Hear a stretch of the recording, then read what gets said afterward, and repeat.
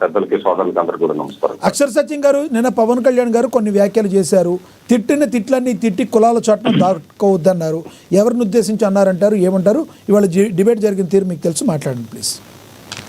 Sir, debate start చేసే ముందుగా మీరు లక్ష్మణ్ రావు గారిని పిలిచి పవన్ కళ్యాణ్ గారిని తిట్టించుకుంటారా, చంద్రబాబు నాయుడు గారిని తిట్టించుకుంటారా, లేదా ఇంకొకరిని తిట్టించుకొని నాకు అబ్జెక్షన్ లేదు. అలాగే విజయభాస్కర్ రెడ్డి గారిని పిలిచి చంద్రబాబు నాయుడు జగన్మోహన్ రెడ్డి గారిని తిట్టించుకుంటారు, ఇంకొకరిని తిట్టించుకొని నాకు అబ్జెక్షన్ లేదు. కానీ ఈ తిట్లు భారత్లో నన్ను ఇన్వాల్వ్ చేయకండి, నేను చాలా బాధపడుతున్నా. మీరు ఒక అబ్జర్వ్ చేయండి, నిన్న మోహన్ రెడ్డి గారు వచ్చారు, అలాగే వైసీపీ ఎంతో మంది వస్తున్నారు. ఏ రోజునన్నా ఈ తిట్లు పంచాయతీ జరుగుతుందా సార్? వాళ్ళు ఈయనకంటే ఎక్కువగా తమ పార్టీ భావజాలాన్ని ప్రజల్లోకి తీసుకెళ్తున్నారు. ఈ ప్యానలిస్టులు అందరి మీద వీచుకుపడుతున్నారు. లక్ష్మణ్ రావు గారు ఇష్యూని తీసుకెళ్ళకండి, ఓన్లీ తిట్ల మీద ఫోకస్ చేస్తున్నారు. వీటిలో నేను భాగస్వామ్యం చేయకండి. ఇక ముందు మీరు నెగిటివ్ గా తీసుకుంటారో పాజిటివ్ గా తీసుకుంటారో మీ రైట్. ఈ విషయానికి వద్దాం సార్. పవన్ కళ్యాణ్ గారు ఎవరిని తీసి తిట్టారు అన్న కామెంట్ చేశారంటే స్పష్టంగా చెప్తున్నారు వైసీపీ వాళ్ళని. దానికి నేనే ఒక్కరి బుద్ధి నేను దాన్ని కట్టుకుపోతలేను. అయితే మరి లక్ష్మణ్ రావు గారు మాట్లాడుతూ పవన్ కళ్యాణ్ గారు కులాన్ని దేహి అన్నాడో, ఓట్లు అడుక్కున్నాడో అన్నారు.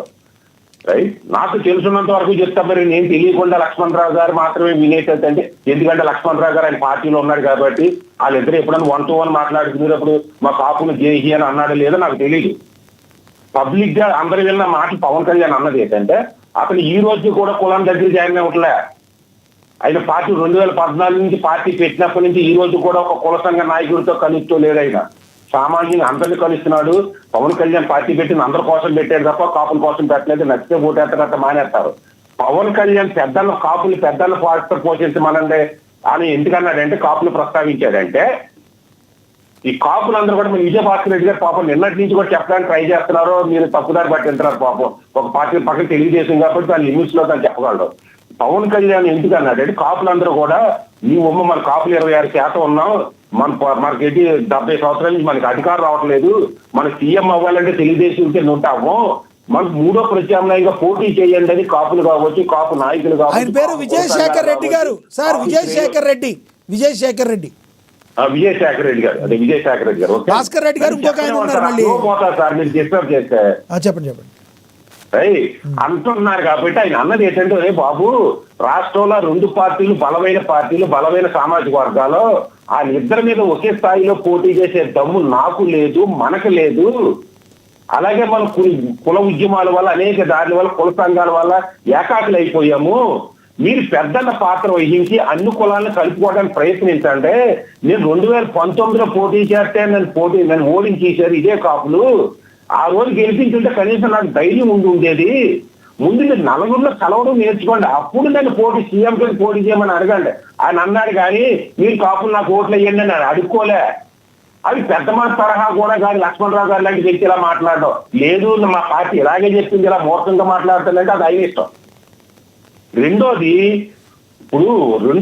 పవన్ కళ్యాణ్ గారు చేసిన వ్యాఖ్యల కారణం ఏంటంటే, జగన్మోహన్ రెడ్డి గారిని అరెస్ట్ చేస్తే మా రెడ్డి సామాజిక వర్గం లేదా మా రెడ్డి టైగర్ని అరెస్ట్ చేశారని అనరు. చంద్రబాబు నాయుడు గారిని అరెస్ట్ చేస్తే మా కమ్మ టైగర్ని అరెస్ట్ చేశారని అనరు మీడియాలోని. అంబటి రాంబాబుని అరెస్ట్ చేస్తే కాపు టైగర్ని అరెస్ట్ చేశారంటారు. ఇటు కాపులు రెచ్చగొట్టేయాలి. జోగి రమేష్ అరెస్ట్ చేస్తే ఇటు మా చెట్టుబలికి టైగర్ని అరెస్ట్ చేసేసారు, చెట్టుబలికి అంతా ఈదిలోకి వచ్చేయండి అన్నట్టుగా రెచ్చగొడతారు.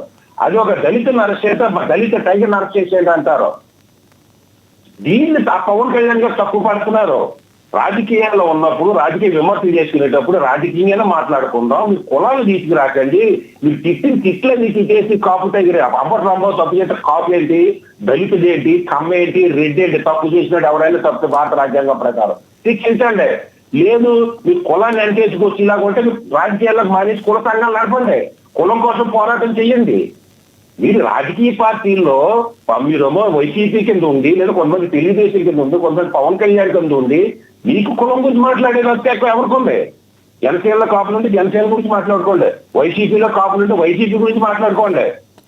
ఇప్పుడు ఎలాగుందంటే సార్, ఇప్పుడు మీరు ఎంత ఫ్లో ఉన్నా మిమ్మల్ని ఒక క్వశ్చన్ అడగాలి. మీరు ఎంత ఫ్లోలో ఉన్నా ఒక్క మాట మీరు ఎంత ఫ్లోలో ఉన్నా మిమ్మల్ని ఒక క్వశ్చన్ అడగాలి. విజయశేఖర్ రెడ్డి గారు చెప్పింది మీకు బాగా అర్థమైంది. విజయశేఖర్ రెడ్డి గారు ఇంకోటి కూడా చెప్పారు, కాపులందరూ కూడా పవన్ కళ్యాణ్ని ఓన్ చేసుకున్నారు అన్నారు. కానీ కమ్మలు ఓన్ చేసుకున్నారో లేదో నాకు తెలియదు. అసలు రెడ్లు ఓన్ చేసుకుంటాకి జగన్మోహన్ రెడ్డి గారు కాదు అంటారు. యాక్సెప్ట్ చేస్తారు అది కూడా మీరు? సార్ ఎలా చేస్తాం సార్? విజయభాస్కర్ రెడ్డి గారు ఒక పార్టీ అధికార ప్రతినిధిగా వచ్చాడు, నాకులాగా ఒక ఎనలిస్ట్ గా వచ్చి ఉంటే అది కూడా చెప్పి ఉండేవాడు. పవన్ కళ్యాణ్ గారు అందరూ ఓన్ చేసుకున్నారని. ఐదు లిమిట్స్ ఆయనకుంటే పాపం దాన్ని పక్కన పెడతా. ఎందుకంటే దాన్ని డిబేట్ చేస్తా, నా ఇష్యూ చెప్పలేను నేను, నా పాయింట్ చెప్పలేను నేను. ఇప్పుడు జగన్మోహన్ రెడ్డి గారు అధికారంలో రావడానికి కాపులు కావాలి, దళితులు కావాలి, బీసీలు కావాలి, ఇలాంతా రావాలంటే ఒకరికొకరు కొట్టుకు కావాలి, కమ్మల కాపులు కొట్టుకు కావాలి, చంద్రబాబు నాయుడు పవన్ కళ్యాణ్ ఇంటి పోయినప్పుడే జగన్మోహన్ రెడ్డి గారు అధికారంలోకి వస్తారు. అధికారంలోకి వచ్చిందంటే రెడ్డి కావాలి. మా సజ్జల రామకృష్ణారెడ్డి గారు, మా మిథున్ రెడ్డి గారు, మా పెద్దిరెడ్డి రామచంద్రారెడ్డి గారు, ఆ రెడ్డి గారు, ఈ రెడ్డి గారు, మొత్తం అందరూ రెడ్డిలే కావాలి. మళ్ళీ అదే మా అంబటి రాంబాబు గారికి నెగ్గటానికి కాపులు కావాలి, నెగ్గిన తర్వాత మళ్ళీ రెడ్లు కావాలి. అదే కమ్మ తెలుగుదేశంలో ఉంటే ముఖ్యం కమ్మ. సో ఇటువంటి రాజకీయాలకు స్పష్టి చెప్పండి అన్నారు కానీ పవన్ కళ్యాణ్ గారు మరో ఉద్దేశం కాదు.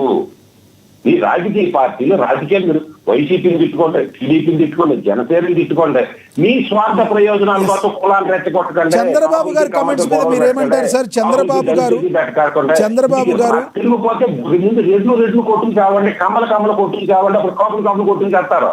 మీరేమో అధికారం చేయాలా, కాపులు కొట్టుకు చావాలా?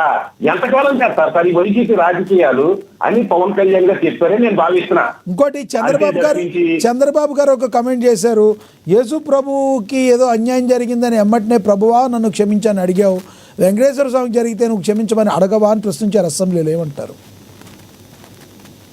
అది కరెక్ట్ అండి. ఇప్పుడు సార్ ఎవరి మతం వాళ్ళు ఇష్టం సార్. క్రిస్టియన్ సీఎం అవ్వకూడదు అనేది లేదు, హిందూ సీఎం అవ్వకూడదు లేదు, ముస్లిం అయినా సీఎం అవ్వచ్చు, తప్పులే. అలాగే నా మతాన్ని నేను హిందువుని కాబట్టి నేను గౌరవించుకోవచ్చు. ఒక సీఎం అయిన తర్వాత అన్ని మతాలని సమానంగా చూడాలి. జగన్మోహన్ రెడ్డి గారైనా చంద్రబాబు నాయుడు గారు అన్నానే, నీ మదరో నువ్వు చదివేది బైబిల్ బతుకు తిరిగి యేసుప్రభు క్షమాపణ కోరినప్పుడు వెంకటేశ్వర స్వామి తప్పు అయిపోయింది, తప్పు అయితే అయ్యి ఉండొచ్చు, క్షమించాలంటే ఏం పోయిందండి? నష్టం వచ్చేసిందా?